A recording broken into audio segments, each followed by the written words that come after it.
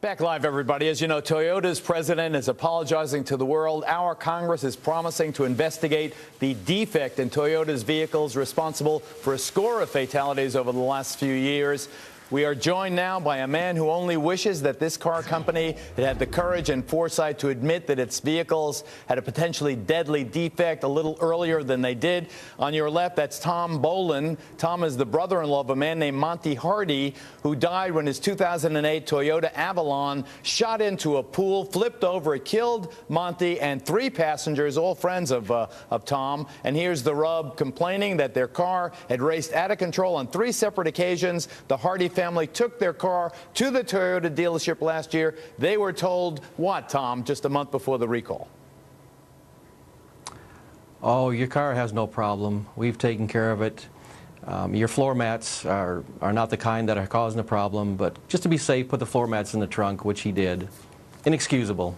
So your family, the Hardys, actually went, said that this thing was racing out of control, and were told not to worry about it.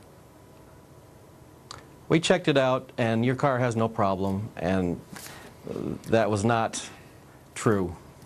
Well, listen, Tom, do you blame Toyota or do you blame your dealer?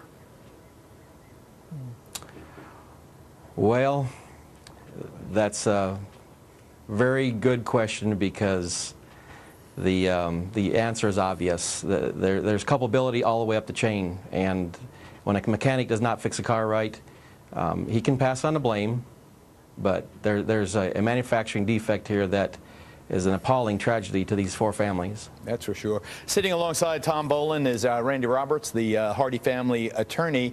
Same question, Randy.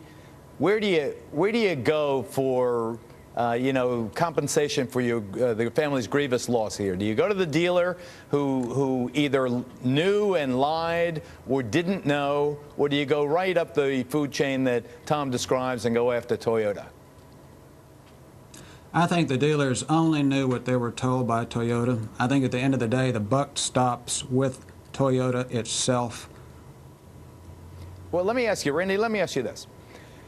Did Toyota ever write to Tom and his family members a letter of apology? No. They knew about this fatality within days after it occurred, yet 6 weeks after this family had this tragedy, they never heard anything from Toyota. Over a month ago, Toyota came down and examined this car in the wrecker yard a few blocks from the family's house, and they didn't even go by and pay a courtesy visit or call, much less send a sympathy card. That should tell you something about the apology that you heard about, if it's an apology at all. Well, Tom, I just want to tell you that, obviously you have our sincere condolences. I think you represent the tragic end of a terrible story. It's wrecking a car company we all thought, I've owned Toyotas in the past, was doing great things, making terrific vehicles. But if they lied about this thing, or they knew and didn't tell people, then shame on them, and they'll pay the piper. And I know that won't fully compensate you for your awful loss, but at least it's a beginning. Tom Boland, thank you. Randy Roberts, thank you. And ladies and gentlemen, thank you very much for being with us on tonight's special broadcast. Big Super Bowl tonight, Lingerie Bowl tomorrow night. Thanks for watching. Thank you.